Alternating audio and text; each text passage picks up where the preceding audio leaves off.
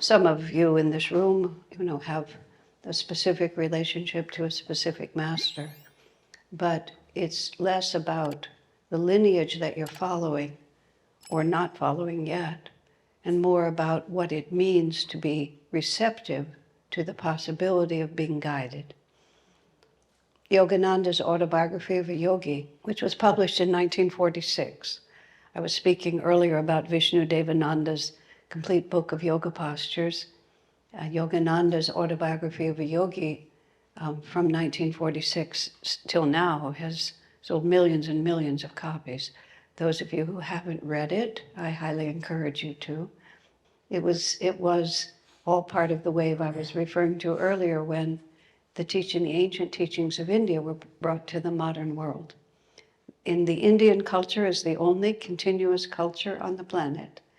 India has always been there, and it's always been essentially the same. You have legends of Greece and Rome and Egypt and Babylon and all of these great empires, none of which still exist in that form. But India has always been India. It has risen and fallen. Most recently, the British got really wealthy and the Indians got really poor, but that's balancing itself out now. But the culture of India has always been the same.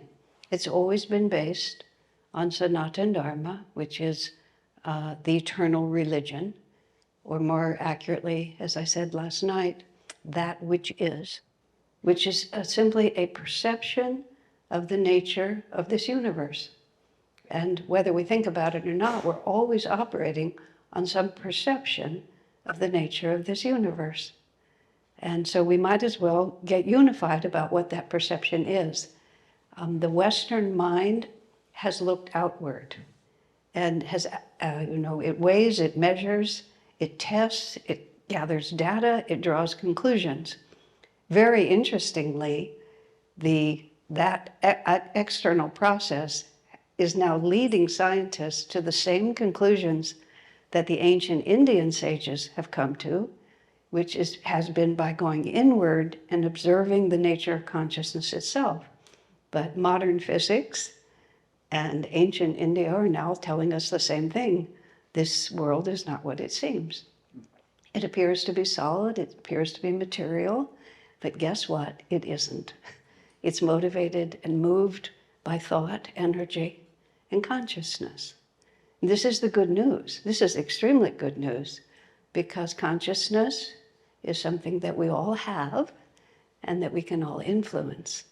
And going back to Yogananda's autobiography, the very first sentence of that book is, it speaks of the ancient civilization of India, and the characteristic feature of Indian culture, quoting almost exactly, has always been the search for eternal verities, eternal truths, and the concomitant, they call it, the parallel reality, which is the disciple-guru relationship.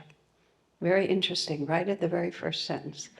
Most people in my community, the community of Ananda, where everyone is a follower of Yogananda, or most people are, the community is based on those teachings. We've, on more than one occasion on social events, we've had Autobiography of a Yogi trivia game. And people ask obscure questions. So sometimes people would put on there, what is the first sentence of Autobiography of a Yogi? And somebody would clearly announce right away, I know that one. And they would say the concomitant guru-disciple relationship. You see, it was a tricky question. Because the guru is not the point. Because the gurus have their story already finished. The disciple is the point. And the point is that we have to learn how to receive. As I was saying last night also, the unconditional love of the masters, the unconditional love of God, the eternal reality of the God in the form of all these deities and the avatars. All those words, eternal, unconditional, omnipresent, those are all words to describe that which never changes. So if it never changes, why is our experience so variable? Because we keep changing. So the first thing that we have to do is become receptive. And so what is the melody of receptivity? And that's fundamentally what I'm talking about. Last night I talked about courage. This is the melody of receptivity that we have to learn to sing within ourselves so that we will be aligned with the gift that is always coming. And so today we'll talk about positive thinking at all times, which is a very interesting and entertaining subject. The concept of positive thinking is hardly original. It's Dale Carnegie back in the 20s and 30s made it very popular. Norman Vincent Peale, was that his name? The Power of Positive Thinking. It's always been there. There's a tremendous amount of material that you can find just by opening up your computer or your phone, and people are always going to be talking to you about positivity. There's a great pitfall, however, often in the way it's presented, and it has to be clarified, which is there is a great deal in this world that is very hard to be positive about. Especially these days, we are living in tumultuous times, and it doesn't look like it's going to get better. In fact, it looks like well, to quote Swami Kriyananda, it looks like the world wants to explode. He also said there's an ancient story, whether it's true or apocryphal, who knows, that there was a Chinese emperor, and whenever he would go around his kingdom to find out how things were going, he wouldn't talk to the bureaucrats or ask about the economics. He would listen to the music, because he could tell from the music that people were listening to what the health or illness of his kingdom was. So if you want to conduct an experiment, go into any place virtually in the world and listen to the music. And with all due respect, it's horrible. It's almost unbearably terrible. I don't know what country we were in, but we had to go through duty-free to get to wherever we were going. We were being welcomed into some country, and well, it was close to this bad. I was on holiday once in, I think it was actually Costa Rica, it doesn't matter where. I was in the little condominium that we'd rented, and I was sure that they were having a public execution down by the swimming pool. Because I could hear people just crying out in torture and pain. So I went to explore, and I discovered it was just music. It was supposed to somehow enhance our tropical experiment. Fortunately, there were no guests there, and so I was able to persuade them to turn off the sound of the tortured people. But that's the world we live in, isn't it? And it's all around us, and it's a sign of this enormous inner conflict. The good news is we're the solution. And in fact, when I first started traveling a lot around outside of my own birth country, which is the US, I was pessimistic when I started, and now I'm quite optimistic.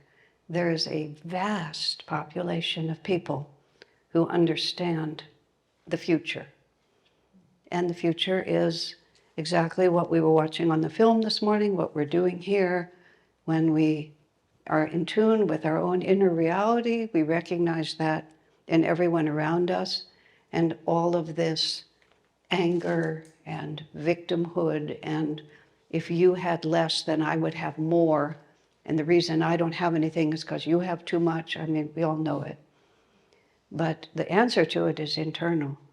We can redistribute the goods as often as we want to. We have all the capacity right now to make this heaven on earth. But it is not the divine plan that this be heaven on earth. This place is a school, and the courses are tough. Yeah. And we don't get our grades for many incarnations. And we certainly don't get our degrees for a really long time. We just have to keep trying to work with it. So when we talk about being positive, we're not naive. And Sri Yukteswar, who is the guru of Yogananda, who is a prominent character in the autobiography of a yogi, as you can well imagine, Yogananda says his book is about being a disciple, about disciples and guru, and so a lot of the book is about his life with his guru. So, oh yes, as Sri Yukteswar put it, that Spirituality does not make you stupid. You know, it's like to be spiritual doesn't make you dumber than the people around you. It actually should make you more astute because you're more tuned in to a more subtle level. And understanding on that subtle level makes it, when you're operating from a more refined level, it makes everything more clear. So positive thinking is not just looking at situations in which the shadow force is strongly present. I prefer the word shadow. I can also very comfortably use the word evil because evil does exist. But I prefer the word shadow because a shadow depends on the light. There is no shadow if there isn't light. And a shadow does nothing to diminish the light. It only blocks it. And as soon as that block is removed, the light is revealed to be the same as the way it always was. So this is the beginning of understanding what true positive thinking really is. And we can't just say, oh, everything is perfect. Oh, we'll just love and then everything will be fine. In the United States, when the World Trade Center was taken down, whatever that was, 9/11, whatever year that was, I don't remember now. 2001, right, I remember now. There was a great deal of energy in the sector in which I live, you know, which is spiritually minded people, that, oh, well, if we just love, then everything will be all right. Swami Kriyananda wrote a very strong essay on that point, and he put it this way: yes, absolutely. The power of love is greater than any force in the universe. I mean, the universe is held together by the power of love. But that doesn't mean that there isn't a contrary force. Self-evidently, there's a contrary force, and that contrary force is not passive.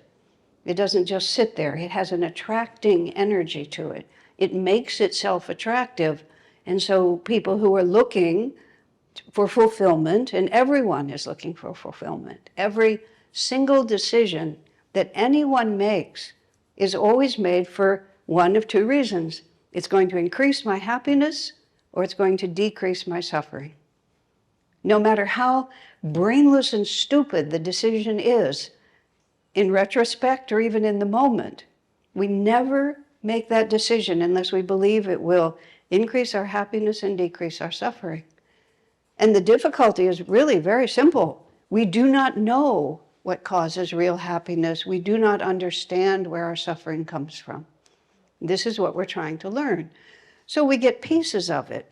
Like, well, love is the greatest power, and these terrorists, you know, gave this attack, and yes, the conditions of their life caused them to be angry. You can just say all these other things.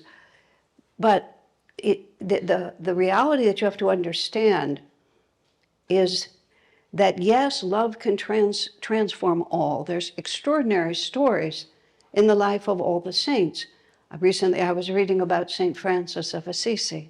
In our Ananda community, we have a community in Assisi, so that's a place I visit, and I'm very familiar with that story.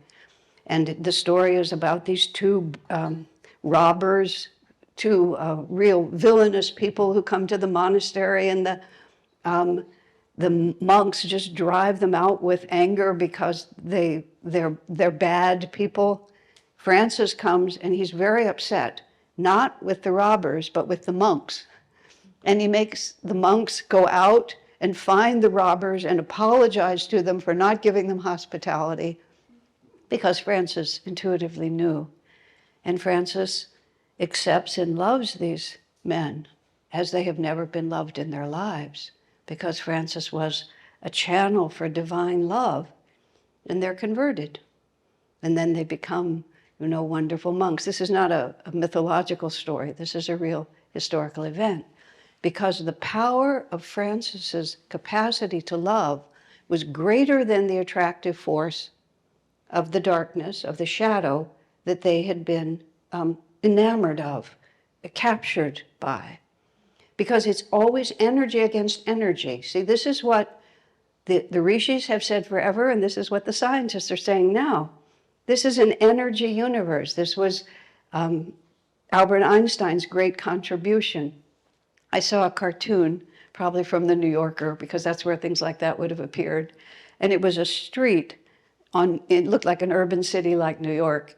And there were all these different individuals. There was the mother pushing her little baby in the baby carriage. There was a street sweeper with his broom. There was a taxi driver. There was a businessman. And all of them had paused in the midst of whatever they were doing, and they were looking thoughtful like this. So you see the sort of frozen scene of everybody contemplating something. And then the caption is Albert Einstein's, "People must gradually accustom themselves to the idea of an energy universe." And so everybody's gradually accustoming themselves to the fact that the material world is not what it seems. And we're beginning to understand the implications of this, and a great deal of what people offer as, well, we used to call it New Age, but it's now so late, I don't know what we call it. But whatever it is, this other way of thinking about things is really based on the fact that it's an energy universe. And what is more powerful than thought? Consciousness, thought. And so if it's really just an energy universe, everything is affected by the quality and the quantity of the energy you put out. So yes, love can completely transform evil if you can love with more power than the attractive power of the shadow force. St. Francis could do that. Jesus could do that. These masters could do this. I lived for 45 years in very close association with Swami Kriyananda. I can tell you, he could do it. But it was an uncommon capacity to love. I came to him when I was 22. I'm a very strong-minded person, you might have noticed. You can ask the people who travel with me. Yes, I'm very strong-minded. And I'm not always right. But that doesn't mean I'm not convinced that I'm right. And all I can say is I used to be worse.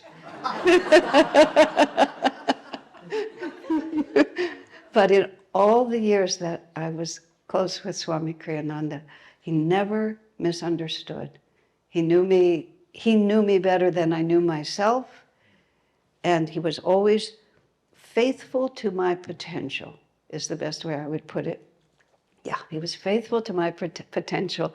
And having such a long association with him, things happened like 20 years later.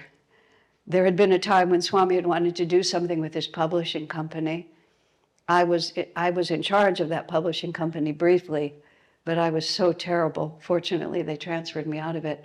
I say I ran publications into the ground, and then we gave it to someone else. But he wanted to do something with it, and I didn't agree with the decision. I still don't agree with it. I didn't think it was the best idea. And he proposed it strongly, but it never happened in the way that he wanted. 20 years later, he's staying in the house that I lived in because he often came to visit. By then, we were living in different communities. And he referred to that incident, and he said, I really wanted to do that, but Asha was telling others, Asha thwarted me, was the words he used, thwarted me. And oh dear, I said, I'd never heard him say that. I wasn't even in charge.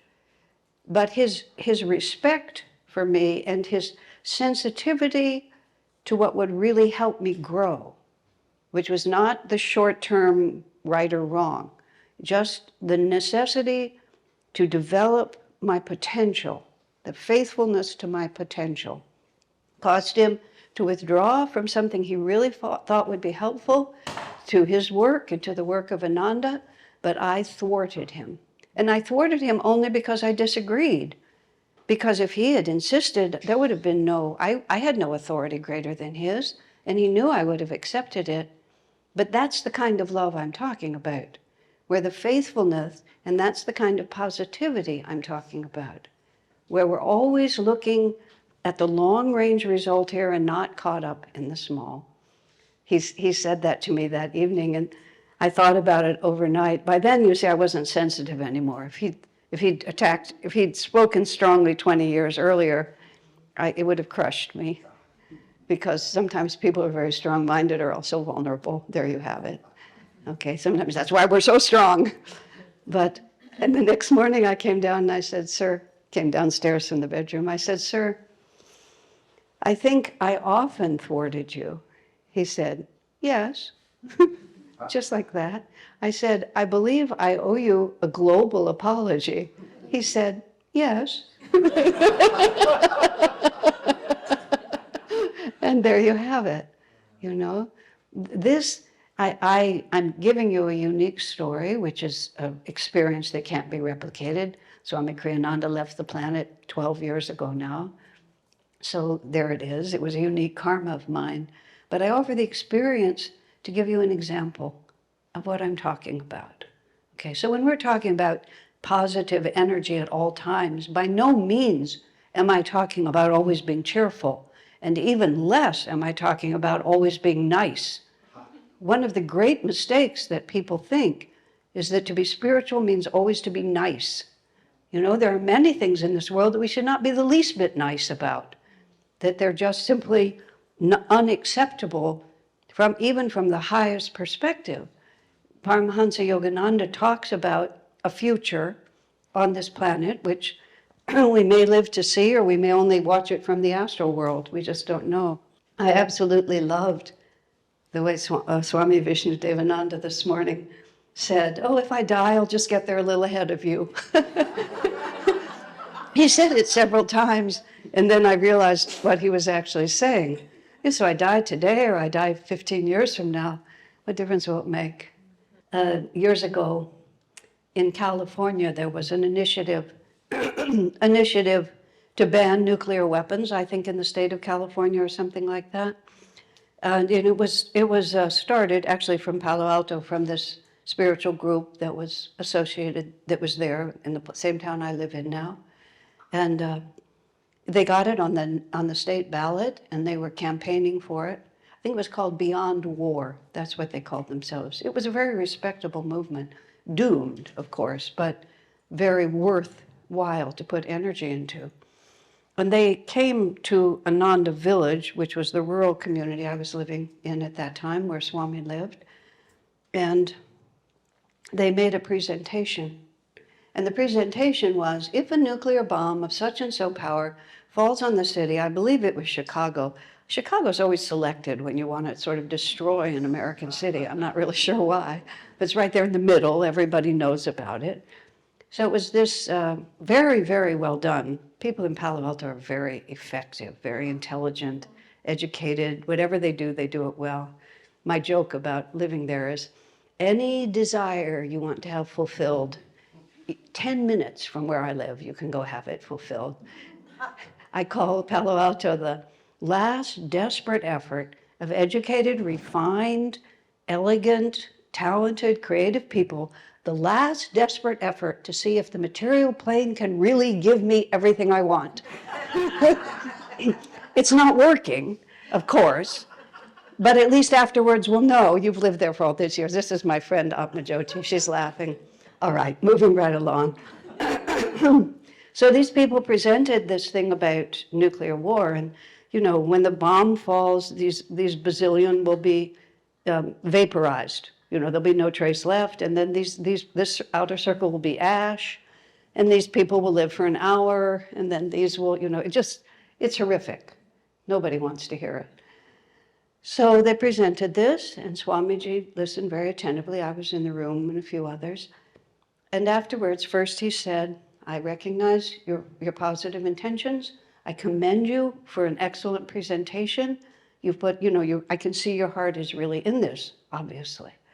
But then he said, when your objective is peace, fear is not the right tactic. It's as simple as that, isn't it? Because it's an energy universe.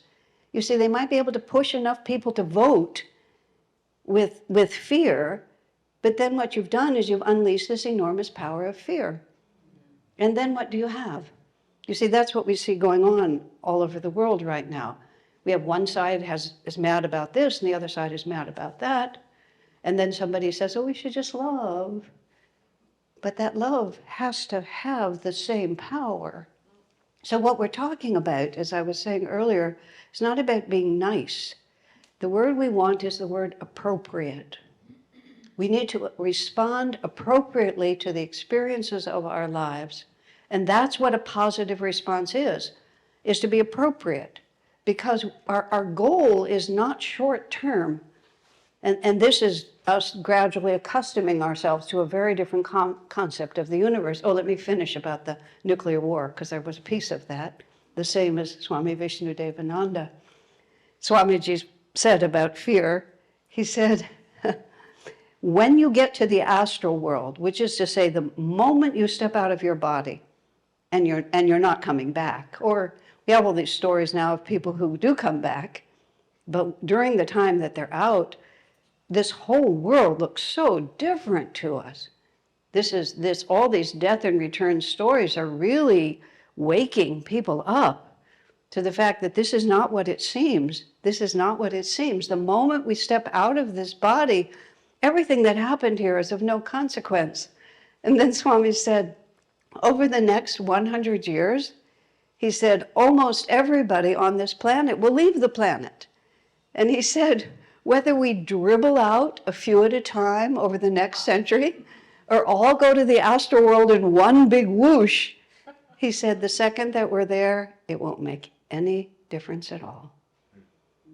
So, of course, woe be unto those who perpetrate such things, because actions have consequences. But for the one who's taken out of their body, we're going to leave it anyway. I mean, the great scheme of the many incarnations we have, if this life lasts a few extra decades or doesn't, it doesn't make any difference to us. Yogananda said, this is so interesting to contemplate.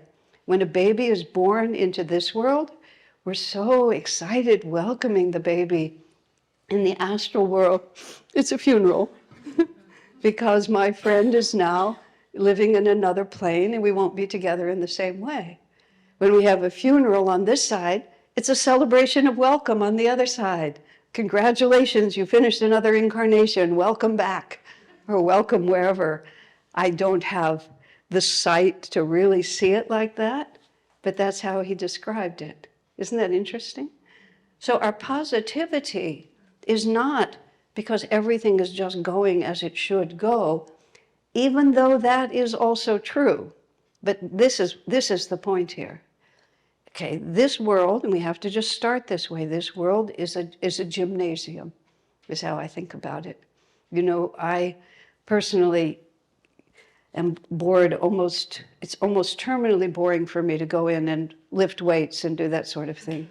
Periodically, because I have the light European frame, you know, I'm supposed to go lift weights. So I try. I think I've done it as many as 5 times in a row before. I really thought I would die if I had to go again. But I know the concept. I know the concept. The concept is you put heavy things on this machine and then you push on them, right? It's very simple. It's not a very complex sport. You just push on them, right? Okay. But the point of pushing on them is not the weights, it's not the machine, it's what happens to you when you discipline yourself to keep pushing. And you don't just master 10 pounds and then go every week and put every day or whatever you go, every month, every 16 years, and put the weights back on it. You don't just put 10 pounds again because you would learn nothing, right? Your body would not change if that's what you do. Because you're there, the strength that you build is the point. And we may think of it as this body, but if you've lived in your body for a while, you realize at a certain point, something else happens. And no matter how hard you try, it becomes a different body. I hate to inform some of you of that, but that's just what happens. It's most amazing what happens. But anyway, here it is.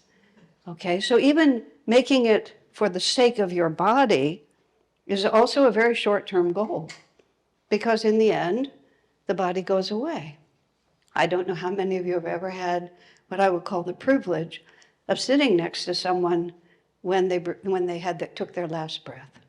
Because I'm part of a large community and of a certain age, and because of the role that I've played in this life, I've had the privilege of being present a number of times, maybe a dozen, maybe a few more than that. one particular woman, her passing was particularly uplifted. She was an extremely elevated soul, and she had cancer 3 times. She never took chemo. She was a very sweet, very, very sweet woman. And among the things that she did, when she knew she wasn't going to live, she called all her friends. We had what we called, her name was Paula, we called it Paula's passing party. And she was in the hospital, but they kind of turned the hospital over to us, and about 20 of us just lived in the hospital with her for like 3 days. We were sleeping in the halls, we were sleeping in the empty rooms. I don't know how we managed it, but it was her magnetism. But her doctor really liked her because everyone loved her. She was so dear. And the doctor, she was young, she was only in her 40s. And the doctor was very sad that she wasn't going to live. And her heart was so open. She asked the doctor to come and talk to her because she wanted to reassure the doctor that it was okay. And she had a kind of very childlike way of speaking. I can't remember what his name was, but she called him by his name, John, or whatever it was. I want you to understand, doctor, I'm just not a chemo kind of gal. It's not your fault. I'm just not a chemo kind of gal. And that was exactly what had happened. She had the choice, and she just, this is not for me. I'm not a chemo kind of gal. Don't feel badly. You know, you did your best. It was my choice, and this is fine. But in the end, at the very end when she died, if you're doing that kind of vigil, breath is everything. You know, every time we meditate and they start telling us to watch our breath, to make the mantra with the breath, we're actually practicing for leaving our bodies. And either we're leaving it literally in death, or we're leaving it behind for the period of the meditation, which is to say we're going to liberate ourselves from the compelling, limiting self-identification with our physical body. You see, the physical body is the beginning of the whole delusion because we only have one. And with that one comes one mother, one father, one nationality, usually one language, one culture, one set of siblings. And so then we're in this massive universe, and the Vedanta teachings, as our Swami was telling us 2 days ago now, you know, it's all the same. We belong to all of it, but it sure seems like I belong to just this one, doesn't it? And this body puts us into a time zone, and it gives us a physical age.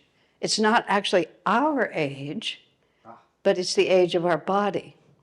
But we're identified with it. This is actually the subtle definition of ego. Ego is not really some evil force within us that we need to beat down with a heavy stone. Ego is the infinite self identified with limitation. And we have to identify to a certain extent, even the masters do. Yogananda had one body, and he had to work with it. Although sometimes when they reach such an elevated state, Swami Kriyananda talks about walking with Yogananda toward the end of Yogananda's life, and every so often the Guru would stumble, and he explained to Kriyananda, he said, I'm so identified with all bodies that sometimes I forget which one I'm supposed to keep going. He said, I have to ask people whether I've eaten or not. Amazing, isn't it?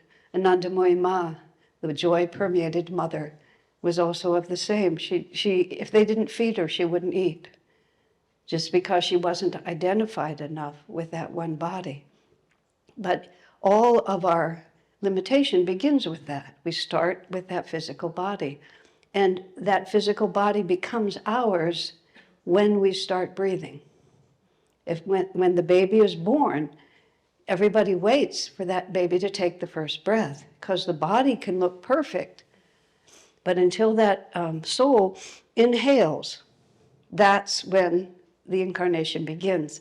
If you're wanting a horoscope, you need somebody in the birth room who will know exactly when that first breath is taken, because that's actually the beginning of the incarnation. if you're there, and when exactly does it start? When the body comes out of the womb, when the umbilical cord is cut? No, it's when the first breath is taken. And here's the extraordinary beauty of human life. The last thing that happens is an exhalation. Just perfect balance. Begins when you breathe in, it ends when you breathe out.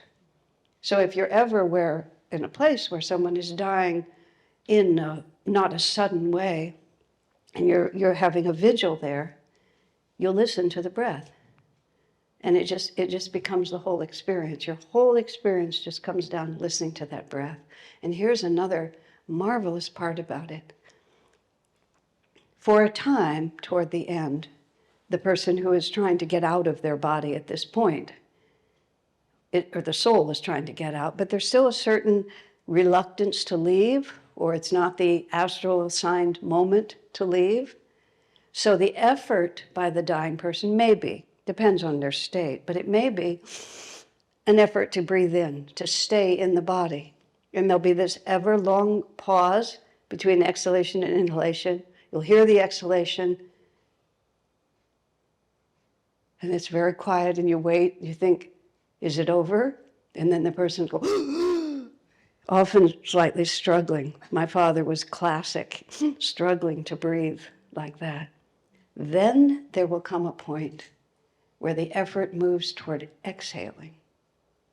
When the soul has really accepted, this one is over, I'm going on. And then the inhalation will be, and the exhalation will be, with all that force. If you're ever with anyone who's dying and you hear that change, get everybody to the bedside, because it won't be long after that happens. It's really magnificent. So coming back to where I was, back with Paula, we were all just crowded around the bed. And at that point, God bless her, she said, "This is very hard. You have to help me." And someone started chanting Om into the room, and we were chanting Om for a little while. And then she said, "God, Christ, Guru." Those are the last words she spoke. Then she went silent. But we listened to her breathe. And everything was focused on the body that she was in. And then she exhaled for the last time. And we all waited long enough, and then it was clear that she had departed. Actually, the moment that she left, I was sitting on the floor right next to the bed. This, what I could only call an astral wind. I felt like an army of angels just went over my head. There was just this huge force of energy like that. And I just burst into tears. And also, I said out loud, I said, "Oh my gosh, I didn't know we were so close." And she was a very close friend of mine, but somehow released from the body and able to be herself. All of that was there. Now here's coming back to where I was really going a long time ago. I'm not a musician, but I know in jazz, one of my friends was a jazz drummer, and he used to explain to me, you're playing along, you make a little blip, and then all of a sudden you ride the blip. So that's how I talk. I ride the blip. So as soon as she was out of that body, it was like the body was less than a piece of furniture. It had been everything for all these days, and of course for the whole time that we'd known her. But it was never the body. It was the spirit inside of it. All of this started back with lifting weights at the gym. I haven't forgotten. Okay? So it's not even the body that we're really trying to develop, because it's a useless exercise. It's going to get old and it's going to die. Of course, I do take care of my body. I just don't push weights around because it's no fun for me. But we must take care of our body. We have to identify with it sufficiently to take good care of it, because it can become a terrible impediment if we misuse it. But it's because it's an impediment to the consciousness. That's why it matters, because everything is about our consciousness. So what we are doing in this world is we are here because we have a lot of lessons to learn. Simple as that. There's many definitions of the word karma. My favorite is unlearned lessons. Something we don't yet understand about what actually causes suffering and what actually brings us lasting happiness. Bear in mind, lasting happiness is not the same as pleasurable and easy. And matching my little ideas of what I think I want. Honestly, I have to tell you, nobody is listening. You can say it over and over again if you want to. This is what I want. This is what I want. Your soul and your conscious mind, your limited self and your infinite self. Your infinite self is in charge. It lets the little self run around as much as it wants to, even for incarnations, doing all kinds of things until we get the point. So this planet we deliberately chose a planet. There are planets that are a lot better than this one, temporarily. When Swami Kriyananda asked Yogananda, do we always reincarnate on Earth? Yogananda laughed. He said, oh no, there are countless inhabited planets. And they're all at different stages of awakening. You know, and we choose the planet that will give us the right environment for us to learn our unlearned lessons. We do not choose the planet that's going to give us a really easy time, you know, because what good would that do us? So we get to live in a limited way with what we think of as happiness, which is only a fraction of what we're really capable of, and we're going to play at trying to control the world that we can't control. It's like, how would that help us? It would be like, you know, like a child just stays in kindergarten.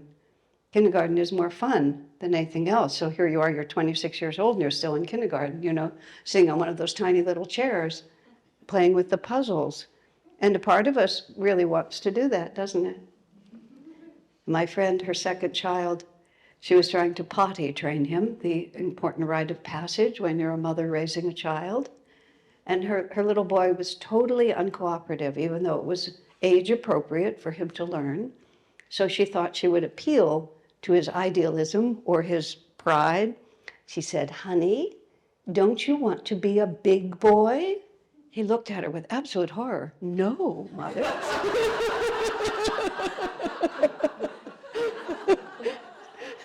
I like being a baby. And we consoled each other. She was my very dear friend. I said, no child has ever gone to college in diapers. He will learn. He will learn. So she let it go for a while, of course. But that's how we are with Divine Mother, a great deal. You know, one of the wonderful ideas that Yogananda emphasizes in Autobiography of a Yogi and in all his teachings is to think of God as Divine Mother. This is not about the gender wars at all. This is not about whether women should get equal pay or anything like that. This is something completely different. The divine embodies all qualities. Everything in this world is a symbol. It's a very hard thing to think about. Even the sun, something as enormous as the sun, represents the spiritual eye. And the spiritual eye is the force above the sun.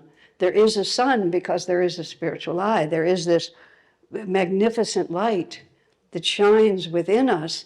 And so we see a material representation of that. And so the divine, the true divine, that's what all these deities are about. I mentioned this last night, is trying to give us something that with the human experience we can grasp. And all of us have a mother. Everybody has a mother. You either have a good mother, a mediocre mother, or a terrible mother, but everybody has a mother. And if you have a mother that exemplifies the ideal qualities, then you understand what the potential of mother is. If you have a mother that did not exemplify any of those qualities, you can tell by the absence what an ideal mother would be. But one way or another, we understand this. So what Yogananda was trying to put across, and what I, among many others, have deeply absorbed, is that the qualities of the divine are not something to be afraid of. Qualities of the divine are ever loving, unconditional, and the beautiful word actually that Jesus slipped into his teachings. After I am gone, he said, I will send you the Comforter. Isn't that the most beautiful way to think about God, is the one who comforts you? However, the good mother, even after she comforts you, sends you back into the fray. But she gives you the shelter that gives you the strength to go on.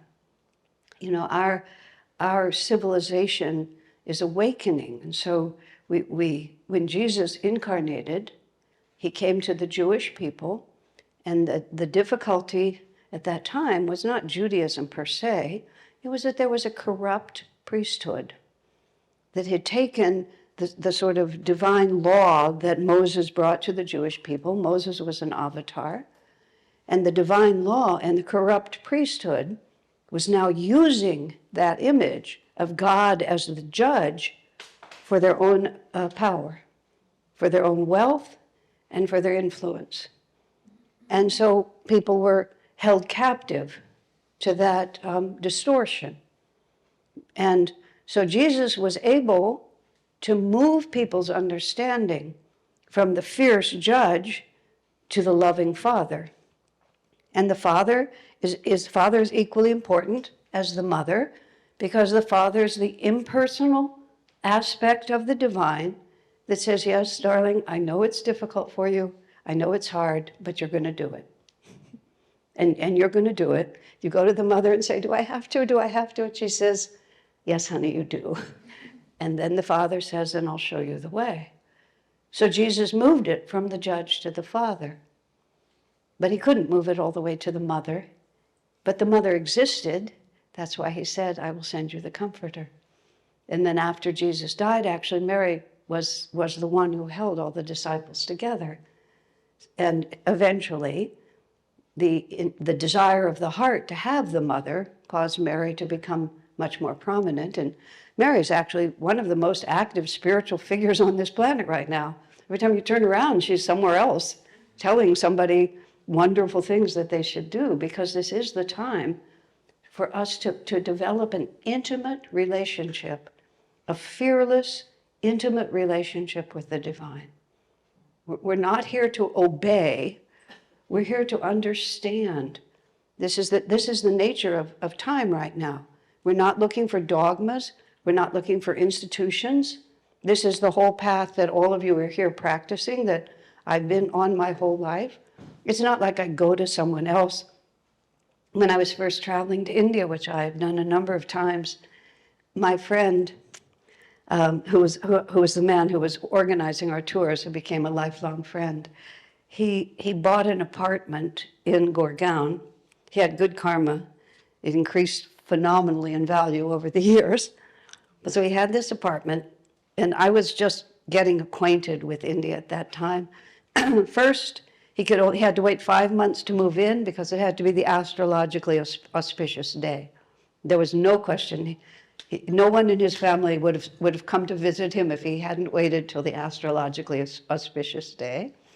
Then he had to invite the Hindu priest in to do the proper rituals to dedicate the apartment before he could move into it. So that was another cycle. And he said to me at the time, Hinduism is the only religion in the world that you have to pay someone to do for you, which was the truth, because it's not a corrupt class, but the rituals are so complex and so standardized after such a long time that you have to hire the pujari, the priest, to come in and do the ritual for you. Then, among things that were part of the ritual was to have a hovan, they call it, a fire in the middle of the living room, and also to break coconuts against the walls. So after the ritual was done, he had to have the whole place cleaned and repainted. But all of this was the way things were done. What Vishnu Devananda brought to the West, what Yogananda brought, what Sivananda sent through his disciples, he didn't come, but many of his prominent disciples traveled to other parts of the world, was that it's just between you and the divine. That the way Yogananda put it was, the only place God can be realized is in your own nervous system. which is a very strange combination of words every time I say it. But what that means is, seek ye first the kingdom of God. That's what Jesus said. Where is the kingdom of God? The kingdom of God is within you. Yoga is simply the method by which we access that. Now, coming back, because I haven't forgotten that we're supposed to be talking about positive thinking. But this is really what it's about. You have to pick it up from the right string. If you pick it up from the string of just everything's always going to work out, everything does not always work out. I've often comforted, in quotes, people who come to me for counseling and have, in another phase of this life, I did a lot of that. And they would come, and sometimes people would have stunning issues in their lives. Things happen in this world. Sometimes those machines have a lot of weight on them. And you think you can't push that an inch, but you're strapped into the little seat there, and you're just going to have to stay there till you learn to push it. I've often said to someone, well, don't worry, something will happen. And they say to me, you mean it's going to work out? I said, no. I said, something will happen.